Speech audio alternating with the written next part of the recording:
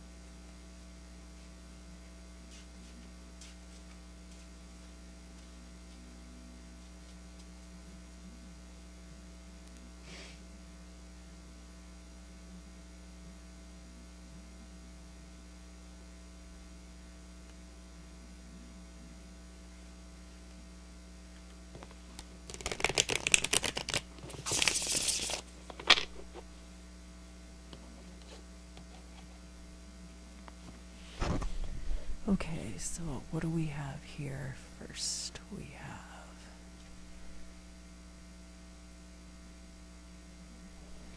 the Magician, and it's inverse. Typically, this card is all about being able to manifest your own destiny, being able to create the life that you want. And he has all of his tools here on the table, and you can also see that he is pointing the wand to heaven and his finger at the ground.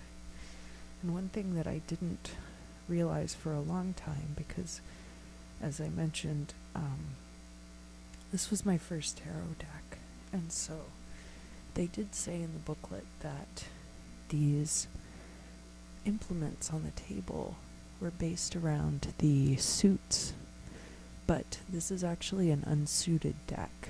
there are like archetypes presented rather than having 1 through 10 or ace through 10 and then the court cards, which I like it a lot. Anyway, and you also get the ibis down here on the bottom, which is the symbol of the god Thoth, who was the god of wisdom. So in the inverse, what that says to me is that you've come to a period in your life where you're very accustomed to being able to create your own destiny. And you feel at this time maybe a little bit stuck. But let's see what is crossing you. And this card is always read as upright because it's what you have to work with.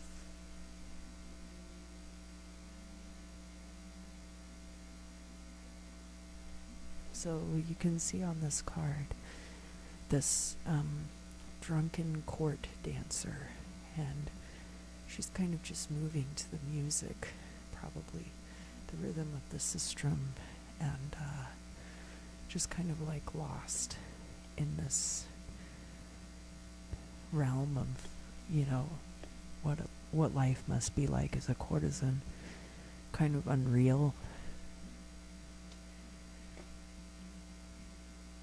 But, I mean, she's clearly like not royalty, pretty low on the rungs of society, but at the same time lives like a pretty charmed life in a lot of ways, but doesn't really have control over her own destiny. Oh, and I did want to mention that I am wearing this face mask because I have really bad seasonal allergies, which apparently here in Southern California is around Christmas time that the fall allergy season occurs. All right. So the next card I will draw. I'm going to draw the current situation card, and then I'm going to draw the goal or destiny card, and then I will look at the past and the future. I just like to switch it up sometimes. So, current situation. What else can I tell you about it? So this is the Wheel of Fortune card. This is Amit, Devourer of Souls. This is Horus, I believe, but it might be one of his sons too. But the Wheel of Fortune card is really just about fortune either being in your favor or against your favor. And when it's inverse, that would be against your favor. And the planetary and astrological correspondences are slightly different in this deck too. So the Wheel of Fortune card is governed by Scorpio and the planet Pluto. So it's a Scorpio card in this deck. And actually the Magician is a Leo card. So maybe it's a good time to seek help from friends. And what about the past? Which would be kind of what has just happened, probably, right? Over 2018, maybe. So this is the unforeseen. And maybe, and I love that this is also the 69 card. This is the goddess Nut, and you can see the different stations, dawn, noon, and dusk, of the sun on her body. Up at the top, you have a representation of a solar eclipse, and under his feet is a scorpion.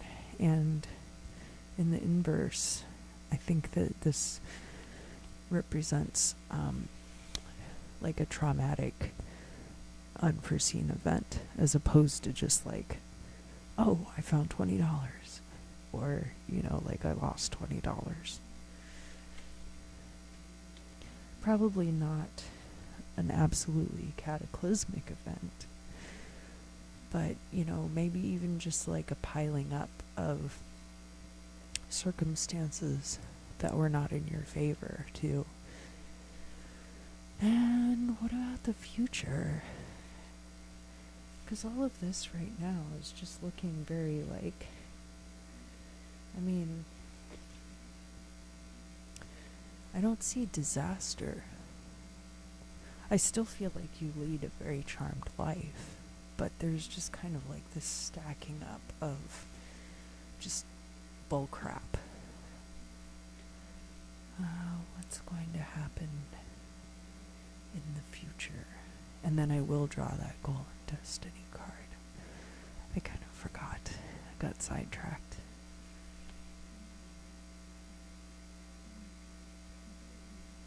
So,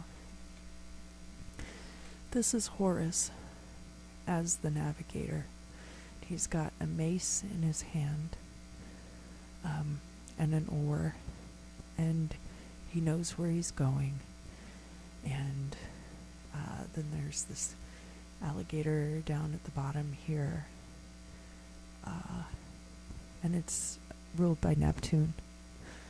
It's a, you know, it's kind of a water card, not really, kind of like how Aquarius is almost a water sign, but not really. But in the inverse, this is about losing your way and not knowing where you are headed, which, based on the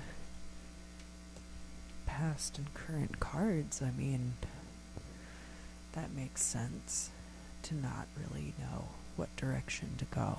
If you've been trying to manifest your desires and you've really only met with resistance, then you kind of have to reevaluate and figure out, where do I go from here?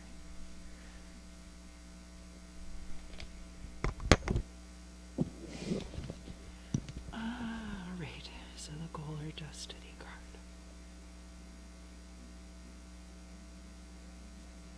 This is a pretty good card.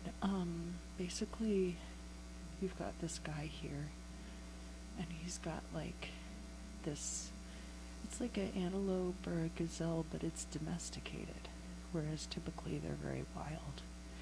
And he's figured out how to tame this creature. And this down at the bottom, this vessel represents the heart, which was considered the seat of intelligence and emotion.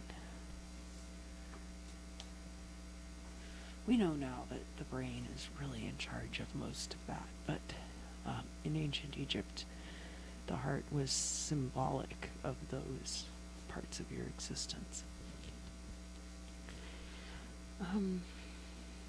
And so maybe you are settling down. You're taming things instead of manifesting. You're domesticating. You are sowing seeds. You are tending your garden, all of which could lead to a much more productive life, the one that you want to have.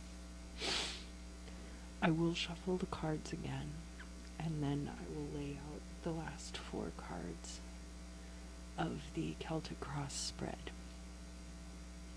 And then I'll stop this video, and I'll go to the next video. We can talk about 2019 overall, because this is really just what will be going on with you in January. Some of this stuff has already happened.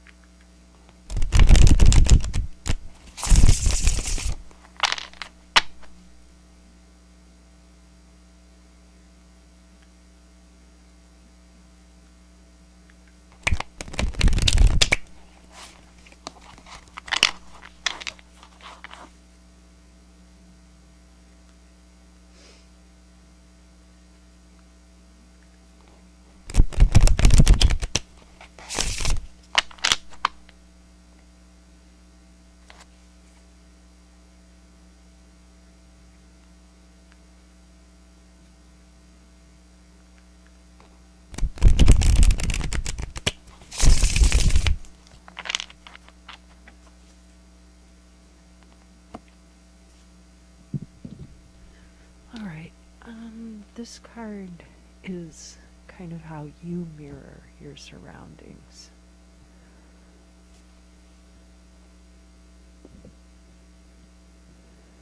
So, these are not children. This card is called Impediment, and it is ruled by your ruling planet, which is Uranus. These are not children, these are water spirits, and they can be a nuisance. And this woman is actually trying to, that's what it means. He's holding this little sprig of like kelp or whatever. It's like a water plant.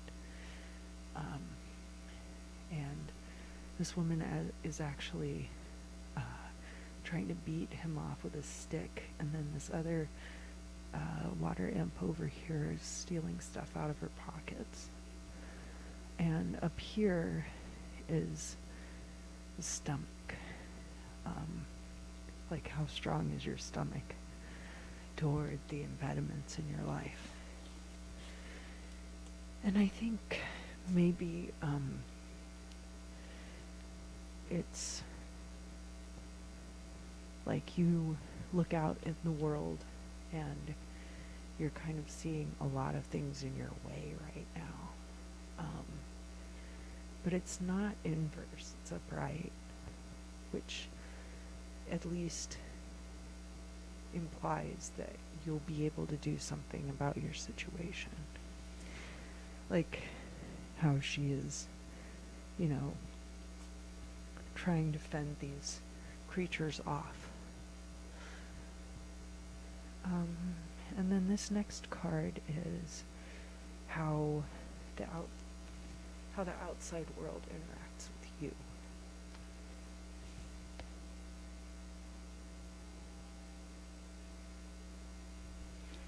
This card has actually been coming up for a lot of signs for January 2019. What we have up here is the set beast, and then down at the bottom of the card you have Horus. They were notorious enemies in the Egyptian religion.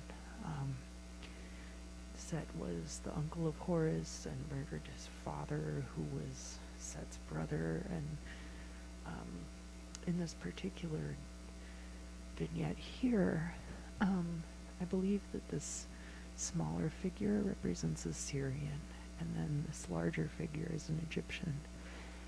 And in Egyptian art, the more important person in the representation would be depicted as larger. And this guy's got this really fancy headdress on. But he's royalty. He could be a god, maybe. But he's holding this mace, and he's about to strike this much smaller figure. So this card is upright. There have been some readings where it was upside down, which is really difficult to deal with.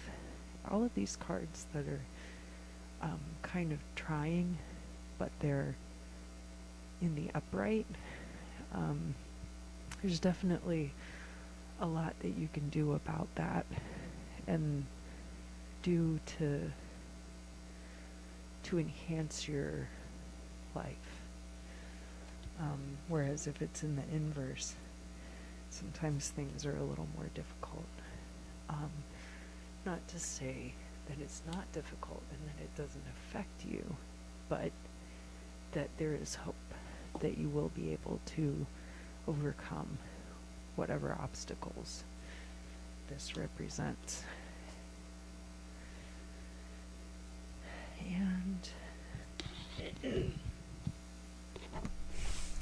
the next card I pull will be to talk about what your hopes and fears are.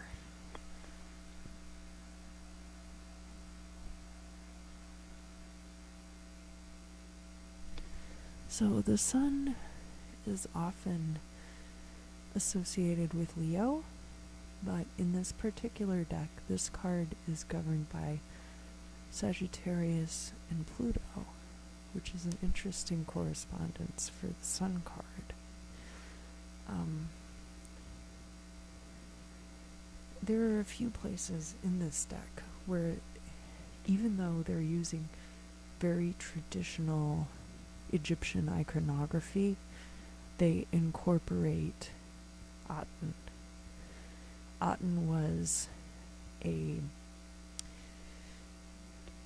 deity in a monotheistic religion that was founded by the pharaoh Akhenaten, who was considered a heretic and who started this new religion basically to wrest power away from the ruling priest class, who were based in the system of Amun-Ra and all of the pantheon of Egyptian deities that you're probably familiar with.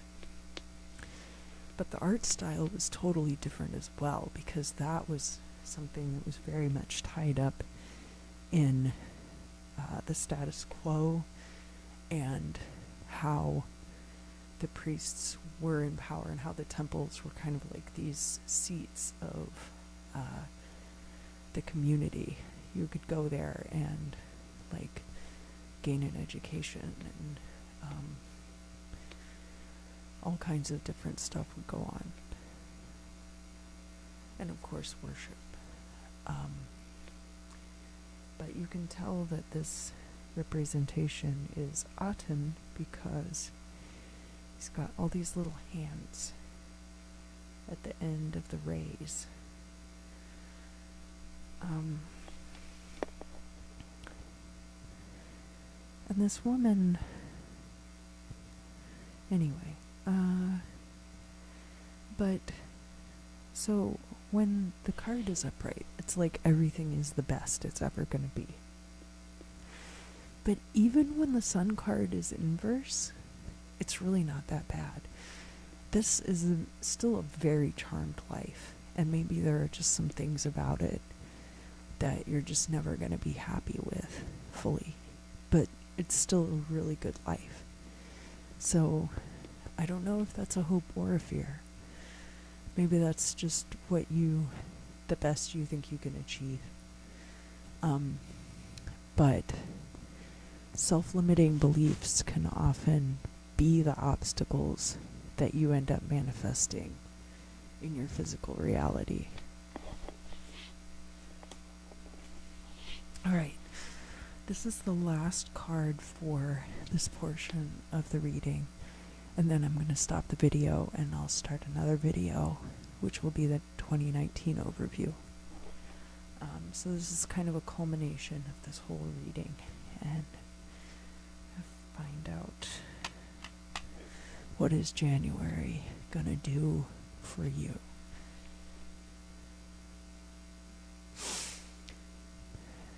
So this is the Justice card, and it is in verse.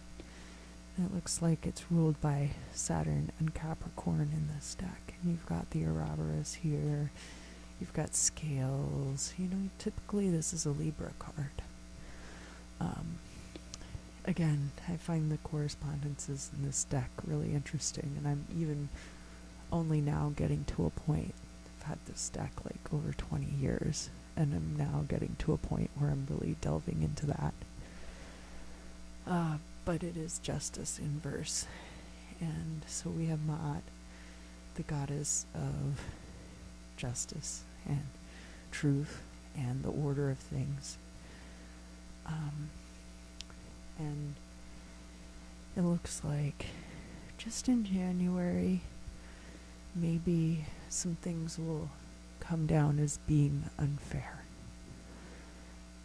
But we'll have to see how the rest of 2019 goes, because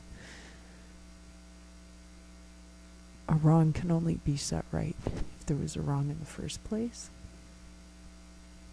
Maybe it's a process of evolution that has to occur. Because for this reading, Aquarius, I'm really not seeing anything that's like terrible. It's just largely inconvenient to you. So I'll stop this video here and I'll start the next portion. Thank you very much.